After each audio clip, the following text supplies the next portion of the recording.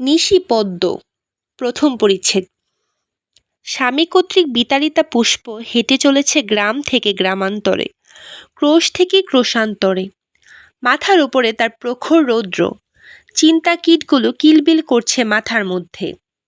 পেটে ক্ষুধার জ্বালা, সারা দেহে মনে অপমান আর লাঞ্ছনার জ্বালা।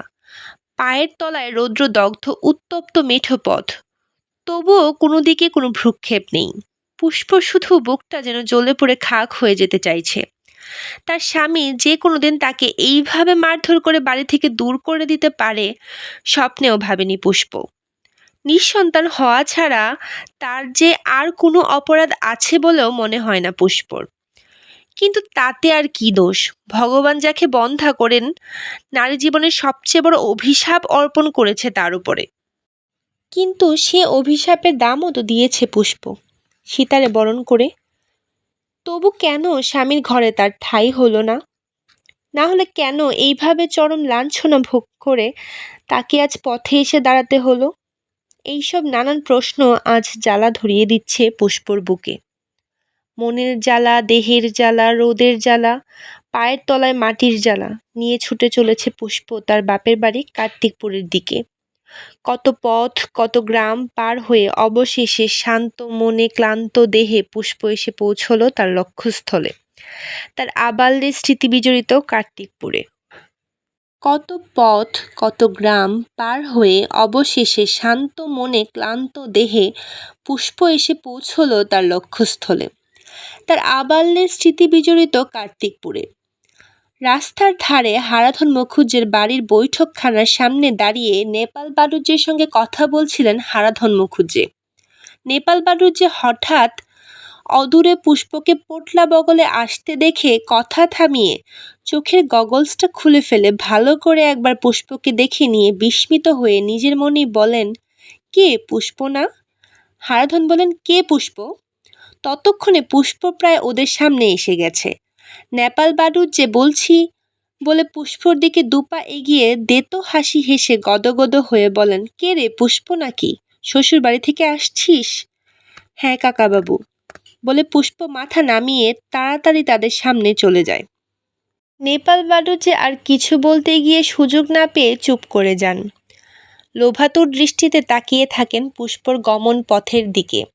হারাধনের ডাকে তার চমক ভাঙে। মেয়েটি কে নেপালদা? নেপাল একটু খতিয়ে আমতা আমতা করে বলেন, ও মানে পূর্ব পাড়ায় গোলগোবিন্দ বৈষ্ণব ছিল, তারই মেয়ে পুষ্প। ঠিক চিনতে পারলাম না তো নেপালদা। কি করে চিনবে বলো হারাধন? কলকাতায় পড়তে পড়তেই তো তোমায় চাকরি নিতে হলো, তারপর থেকেই তো গ্রাম ছাড়া। নেহাত তোমার স্ত্রী মানে ভুতুর মা গত হলো, তাই ওই ছেলেটার জন্য রোজ ডেলি প্যাসেঞ্জারি করছো। এর আগে এতদিন ধরে গ্রামের সঙ্গে তোমার সম্পর্ক ছিল কতটুকু যে তুমি গ্রামের সবাইকে চিনবে? হারাধন তার মৃতা স্ত্রীর কথা ভাবতে ভাবতেই একটু উদাসভাবে বলেন, তা ঠিক, ভুতুর মা না মারা গেলে গ্রামের সঙ্গে হয়তো এতটা জড়িয়ে পড়তে হতো না। নেপাল ও হারাধনের মধ্যে কথাবার্তা চলতে থাকে। পুষ্প এদিকে বইচি আর আশেওড়ার জঙ্গলের পাশ দিয়ে বোসদের পুকুরের পাড়ের বিরাট আম বাগানের মধ্যে দিয়ে বাঁধানো ঘাটের পাশ দিয়ে হাঁটতে হাঁটতে প্রায় গ্রামের শেষ প্রান্তে এসে ডালপালার বেড়া দেওয়া জীর্ণ একটি খড়মাটির কুঁড়ে ঘরের সামনে থমকে থামে। বেড়ার ভাঙা আওল ঠেলে উঠোনে এসে দাঁড়ায়। ঘরের দিকে মুখ করে ডাকে, মা, ও মা, মা। ডাক শুনে ঘর থেকে বেরিয়ে এসে পুষ্পর বুড়ি মা, তার সমস্ত চুল শনের মতন সাদা, দেহ কুঁজো হয়ে নুয়ে পড়েছে। লাঠিতে ভর দিয়ে ধীরে ধীরে বুড়ি এগিয়ে এসে স্থির দৃষ্টে পুষ্পর মুখের দিকে চেয়ে তাকে চিনে নিয়ে অবাক হয়ে বলে, পুষ্প, হঠাৎ এলি যে? ভারী গলায় পুষ্প বলে, আমিও কি জানতাম মা আমাকে এমনি করে হঠাৎ চলে আসতে হবে। বুড়ি বলে, জামাইয়ের সঙ্গে আবার ঝগড়া করে এলি নাকি? কম্পিত কণ্ঠে পুষ্প বলেন, না মা, আমাকে বাধ্য হয়েই আসতে হয়েছে। বুড়ি অনুযোগের সুরে বলে, না না বাছা, এ তো ভালো কথা নয়। কথা নাই বার্তা নেই, স্বামীর ঘর ছেড়ে শুধু শুধু চলে আসা। ছলো ছলো চোখে পুষ্প বলে, শুধু শুধু আসিনি মা, তোমার জামাইয়ের মার খেয়ে খেয়ে আমার সারা গা কালি হয়ে গেছে। বুড়ি বলে, নিশ্চয়ই তুই কিছু করেছিলি। নইলে শুধু শুধু মারবে কেন? পুষ্প যেন আর জ্বালার উপর জ্বালা সহ্য করতে পারছে না, তাই একটু ঝংকার দিয়েই বলে, কেন তুমি জানো না তোমার জামাইয়ের চরিত্রের? বুড়ির কণ্ঠস্বরও কেমন একটু শক্ত হয়ে ওঠে। বলে, জানি, তবু তোকে তার কাছেই ফিরে যেতে হবে।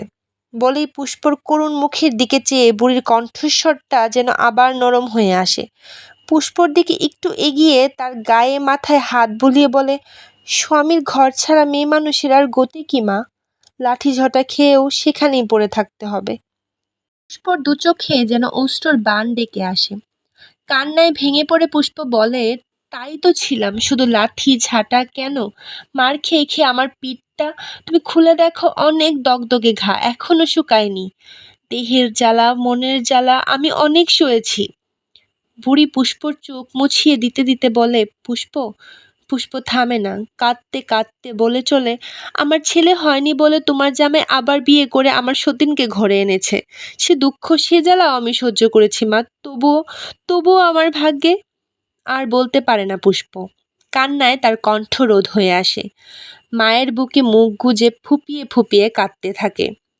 বুড়ি মা তার গায়ে মাথায় হাত বুলিয়ে সান্ত্বনা দিয়ে বলে, চুপ কর মা, চুপ কর, কাঁদিসনি, চুপ কর। পুষ্প কাঁদতে কাঁদতে বলে, আমি অমনি আসিনি মা, আমাকে লাঠি মেরে দূর করে দিয়েছে। বুড়ি একটু থেমে চিন্তিত হয়ে বলে, এখানে এলি তো মা খাবি কি? আমি আর তেমন কাজকর্ম করতে পারি না। থর থর করে গা হাত পা কাঁপে।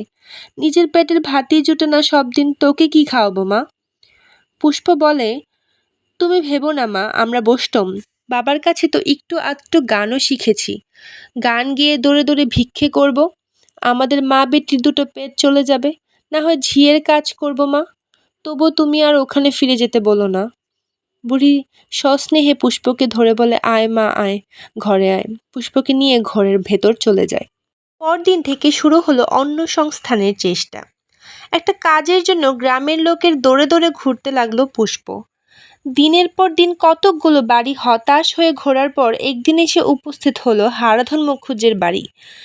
এরপর দেখলো বিরাট ফাঁকা বাড়ির দাওয়ায় হুমড়ি খেয়ে পড়ে গিয়ে হারাধনের ছেলে, মাতৃহারা ৩-৪ বছরের ভূতু তার স্বরে চিৎকার করে কাঁদছে।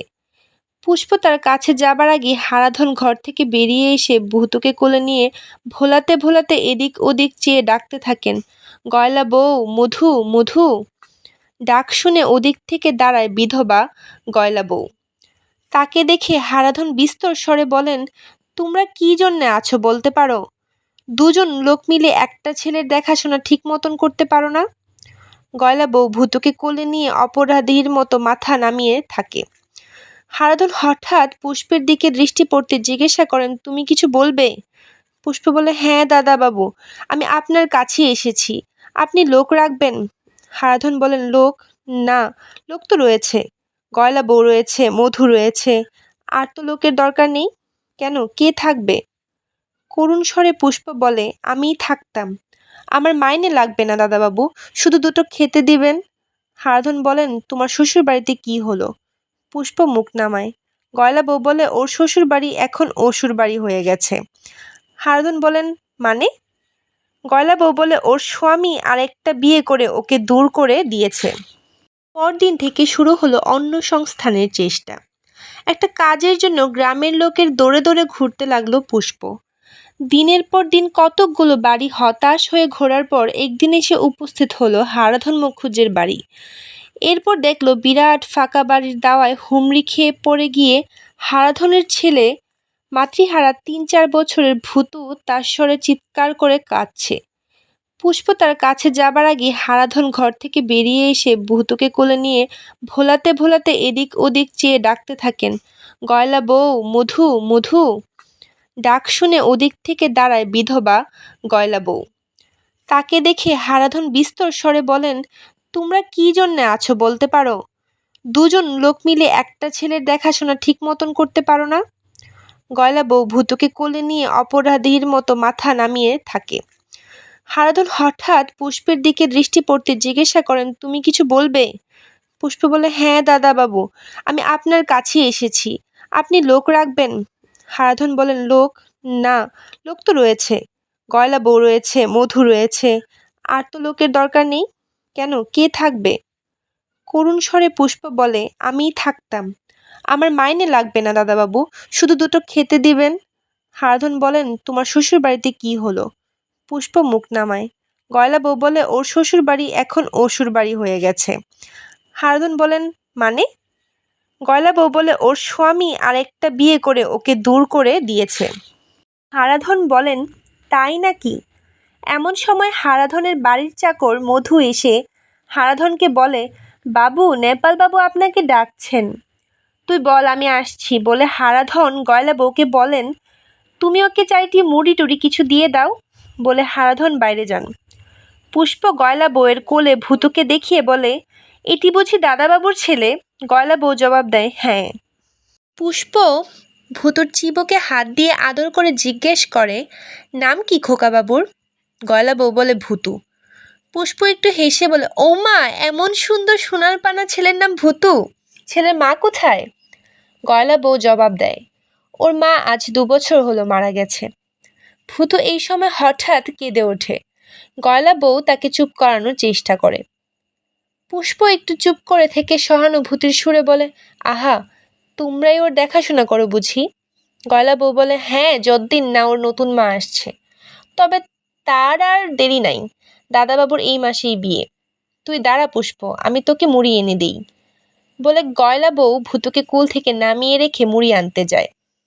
পুষ্প ভূতুর কাছে এগিয়ে এসে সস্নেহে দুহাত বাড়িয়ে আদর করে, বলে, খোকাবাবু এসো, কুলে নি।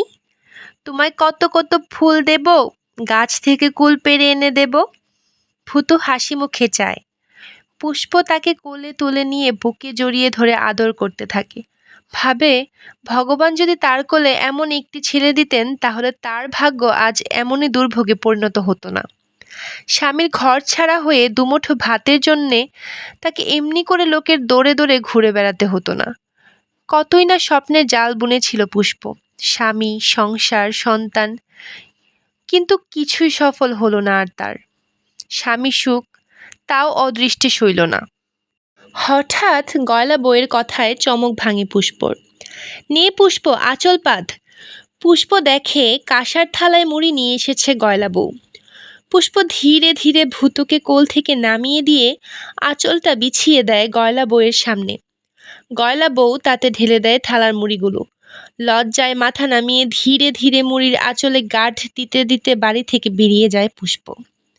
হারাধনের বাড়ির বৈঠকখানায় তখন অমল, হারাধন ও নেপাল বাড়ুজ্যের মধ্যে হারাধনের বিয়ের সম্বন্ধে কথা চলছে।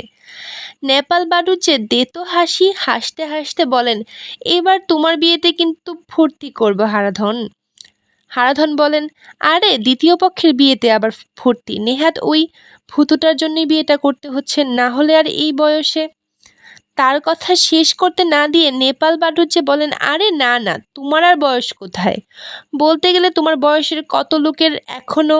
বলেই হঠাৎ সদর দরজার দিকে তাকিয়ে পুষ্পকে বেরোতে দেখে নেপাল কথা থামিয়ে বলেন, পুষ্প না? পুষ্প বাড়ি থেকে বেরিয়ে কোনো দিকে না তাকিয়ে মাথা নামিয়ে তাড়াতাড়ি ওদের সামনে দিয়ে চলে যায়। নেপাল তার যাওয়ার দিকে তাকিয়ে থাকেন। হারাধন বলেন, মেয়েটা খুব বিপদে পড়েছে, আমার কাছে একটা কাজ চাইতে এসেছিল। তাচ্ছিল্যের সঙ্গে নেপাল বলেন, আমার কাছেও গিয়েছিল 2 দিন, আমি দূর করে দিয়েছি। বলে গলার স্বর নামিয়ে হারাধনের দিকে মুখটা এগিয়ে নিয়ে গিয়ে বলেন, আসলে কি যেন, মেয়েটার চরিত্রের খারাপ, বুঝলে না? একটু বিরক্তি বোধ করে হারাধন বলেন, থাক ওসব কথা। নেপাল বলেন, হ্যাঁ হ্যাঁ, যত সব ছোট লোকের কাণ্ড। তা বিয়ের দিন কবে ঠিক করলে? হারাধন বলেন, 26-এ। নেপাল উৎসাহিত হয়ে বলেন, 26-এ? তাহলে তো এসেই গেল। ভালো ভালো, শুভস্য শীঘ্রম।